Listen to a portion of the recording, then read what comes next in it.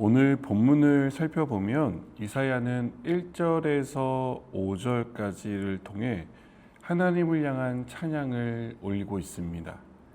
이사야가 하나님을 찬양하는 내용은 의로우신 하나님께서 신실하게 심판을 수행하실 것에 대한 감사의 찬양입니다. 사람들은 악이 줄지 않고 악을 행한 사람들이 잘 먹고 잘 사는 것을 보며 공의와 정의가 사라졌다고 말합니다. 그들은 그들이 행한 악에 상응하는 벌을 받아야 하는데 그런 일이 일어날 것처럼 보이지 않기 때문에 이런 말을 하는 것입니다. 그러나 이사야는 하나님이 악인을 심판하신다고 말합니다.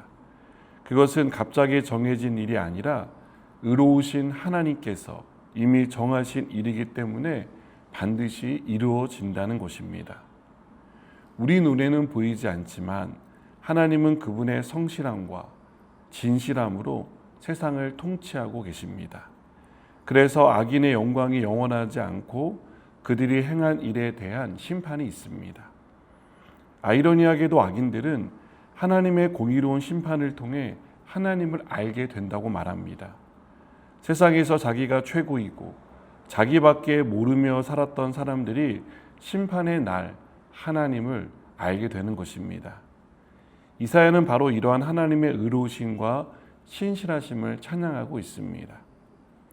6절에서 8절은 이렇게 하나님이 악인들을 심판하시고 새하늘과 새 땅으로 남은 자들을 인도하신다는 것을 보여줍니다. 그리고 그들을 위해 잔치를 베푸실 것입니다. 고대에는 새로운 왕이 즉위하면 모든 백성과 함께 큰 잔치를 베풀고 축하했습니다. 하물며 하늘과 땅의 왕이신 하나님이 이 땅에 임하시는 날 얼마나 큰 잔치가 열리겠습니까? 그때는 민족의 구별이 없어지고 하나님을 의지하고 믿는 성도들이 잔치에 초대받아 기쁨과 즐거움의 찬양을 드리게 될 것입니다. 생각만 해도 기대가 되고 기다려집니다. 하루빨리 이런 날이 왔으면 좋겠다고 생각합니다.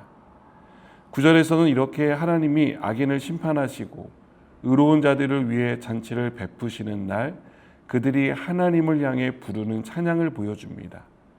그들은 하나님을 우리 하나님이라고 고백할 것입니다. 하나님을 기다렸던 자들이 드디어 하나님을 만나게 되고 하나님의 구원을 경험하게 될 것입니다. 그래서 그들은 하나님을 향해 우리 하나님이라고 고백하게 될 것입니다.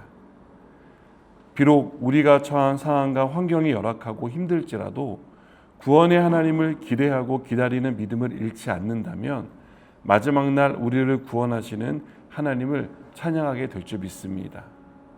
이렇게 기쁘고 즐거운 날 하나님은 교만한 모압을 심판하신다고 말하며 겸손히 하나님을 의지하며 기다리던 사람들과 대조시킵니다.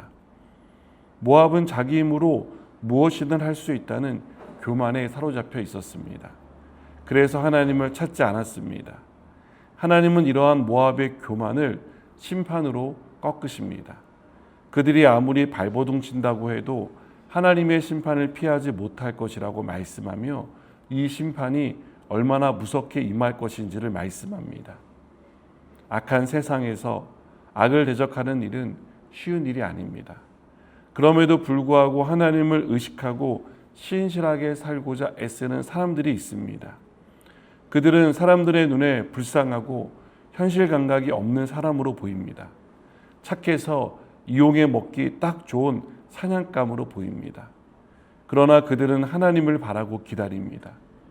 고통 속에 절규하지만 절망하지 않고 하나님을 기다립니다. 하나님은 이들이 흘린 눈물을 보십니다. 그 눈물을 아시고 다시 세상에 오실 때 그 눈에서 눈물을 닦아주실 것입니다. 하나님의 위로를 받고 기쁨의 잔치에 참여하며 의로우신 하나님을 찬양하게 될 것입니다. 저와 여러분이 이 찬양의 대열에 함께하는 복된 사람이 되었으면 좋겠습니다. 기도하시겠습니다. 하나님, 우리가 보는 세상 속에서 하나님의 의로운 심판이 이루어지지 않는 것처럼 느껴질 때가 많습니다. 그러나 주님은 그 일을 이루실 겁니다. 이미 정하셨고 정하신 뜻대로 행하실 것을 믿습니다. 그로 인하여 하나님을 찬양하게 하며 하나님의 기쁨의 잔치에 참여하여 그 은혜를 누리게 하실 것을 믿사오니 이 사실을 믿고 살아가게 하여 주옵소서. 예수님의 이름으로 기도드립니다. 아멘.